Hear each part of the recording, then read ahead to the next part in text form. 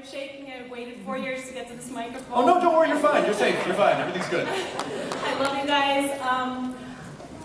How does it feel? Because I think you guys are the equivalent of when the Beatles came out and they performed Twist and Shout in America and people were screaming and shaking. I feel like that is what your fan base is.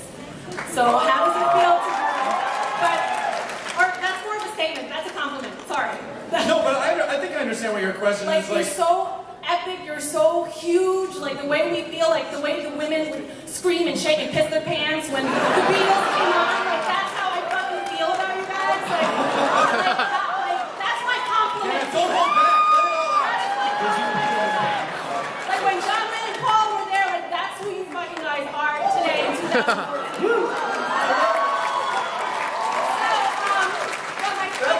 My question is, because you are such amazing actors, like, do you find yourself off set, off camera, acting like your characters, like Norman Reedus, are you like, your first drink ain't gonna be no peach schnapps, or like, you know, when you're hanging out with or like, your first drink ain't gonna be no peach schnapps. Okay, wait, before you go, here's what I love about it. You came up all meek like, I'm really nervous, I don't know.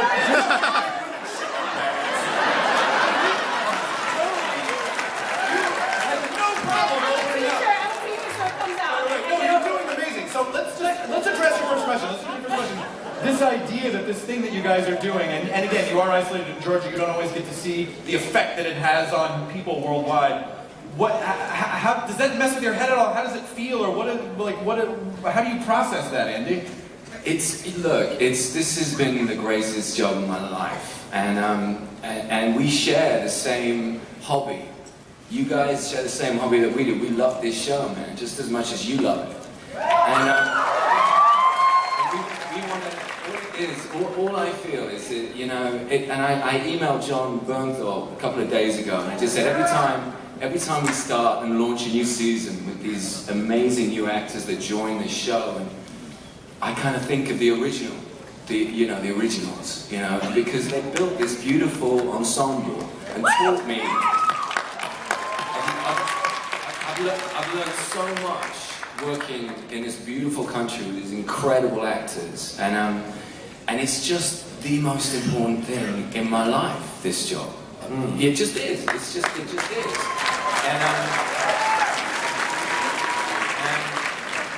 And all of this is so, I find it quite painful experiencing my life. It's just one of those things. I kind of feel like I have to fight all the time, you know, to prove myself. And you guys have taught me that it's all right just showing up, you know, because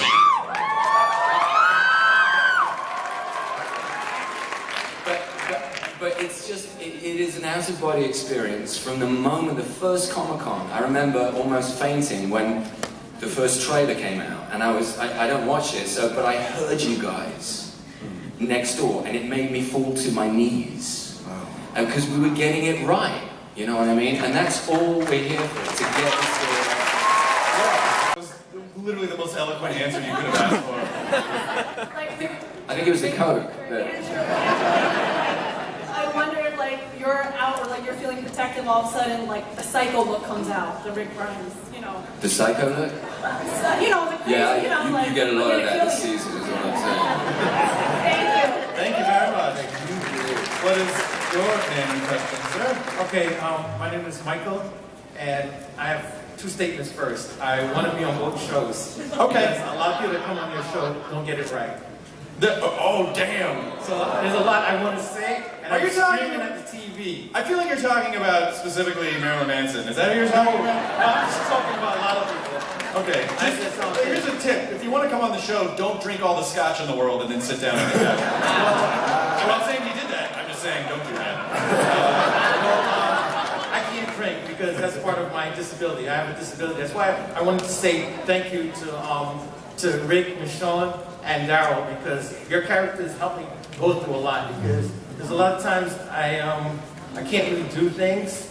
I had an accident a couple of years ago. I helped this woman, I went to go help this woman being attacked in the alleyway, and some people some guys took me by gunpoint to the third floor of the building, threw me out. So I forget things in the middle, and I used to do comedy and stuff, but there's times I forget, and so it's like, just the other day, I had a call to do a show, and I was watching you guys, and something Michonne was going through really helped me to say yes. And that's why my question is to Andrew. How do you, with your accent, how do you sometimes do you get into a situation where you actually, your normal accent comes out? I try not to. I mean, I kind of take it, this is the only time I'll be speaking in this ridiculous accent. British? Are you representing? Where are you from? All of us. Where are you from? London. But I know chap. But I was actually born in Hammersmith myself. Hammersmith? Yeah. It's an invasion. No. Yeah, I mean, I just stay in dialect as much as I can because when I got the gig, it was such a big role, and you know, I remember my brother calling me up. I knew nothing about the comic and all the rest of it, and my brother emailed me. He said, "You really don't mess this up, dude." Because if you get it right, it could be big. You know? And so I took it very seriously, and you know. And I've got to the point now where I go to the coffee shop and all these places, and they know that I'm English, but I'm kind of leading this weird sort of schizophrenic life, but I don't care. You know what I mean? Because it seems to work. And yeah. Is it the same for you, Lauren? Because you're. Yeah, I was just thinking that because this last, I did a slew of interviews last week, and I heard some of them back, and I sound completely Southern American English amalgam, and everyone, I was like, whose voice? So it's, 7.5 months of the year we talk like this, and then I mean, I was already American in the beginning, and then I was English, so who knows what's up. Yeah. But yeah, it's funny because you kind of want to stay in this little world that we're in Walking Dead, all of us together, let's just stay here. I just wanted to say something. What's your name, sir? Michael Witter. You are the true survivor, and thank you for sharing that. Thank you.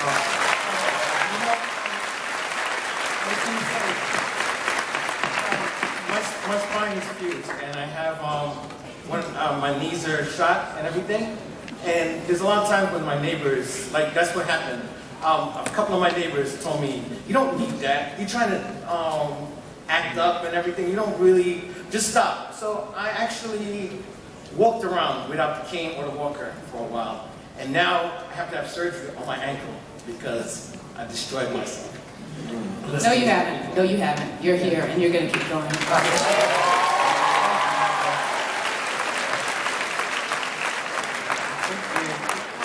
couple more questions? We're Can I do something real quick? Yeah. First off, Matthew, Nicholas, nice to see you guys again. We met them backstage, and then we always do like a birthday thing, or at least I do a birthday thing. But Lolita Galen, Hurd's daughter, is out here. She just had a birthday. So can we sing Happy Birthday? I think we have to. I'm like, we definitely need to. Okay, ready? Ready? Another birthday, and for her too. 1, 2, 3. Happy birthday to you. Take it. Happy birthday to you.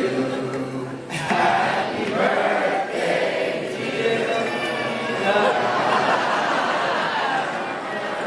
Happy birthday to you.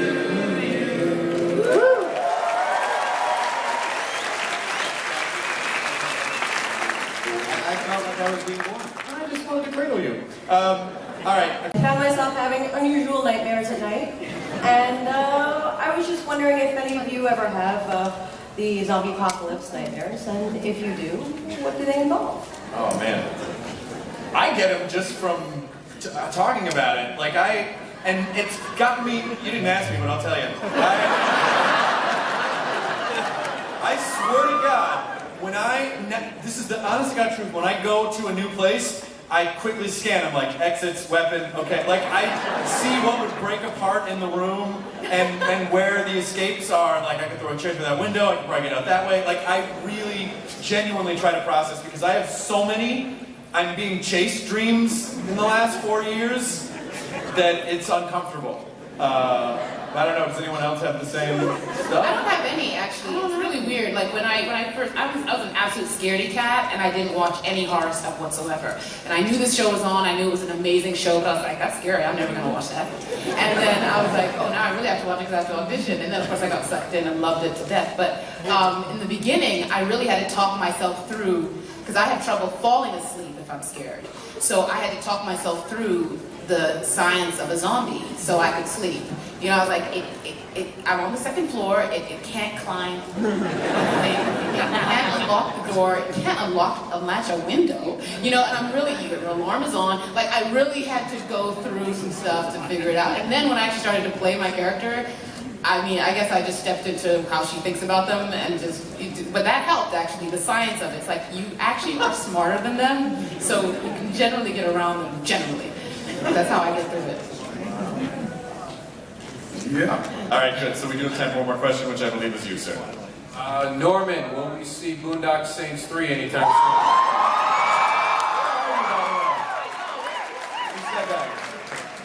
Over there. You know, we're talking about part 3 right now, and what Jay talks about the storyline that's pitched to me, and it's badass. And today's Sean Patrick Flannery's birthday. Happy birthday. No, you don't have to do it. I was just kidding. All right. So is that anything else? No. Okay. We've gone over a little bit, but I also want to be able to show you the clip again before we let you guys go. If you guys care about seeing it, would you like to see the clip one more time? Tomorrow night? All right. Before we show the clip, I would like you to please thank everyone who's come out here.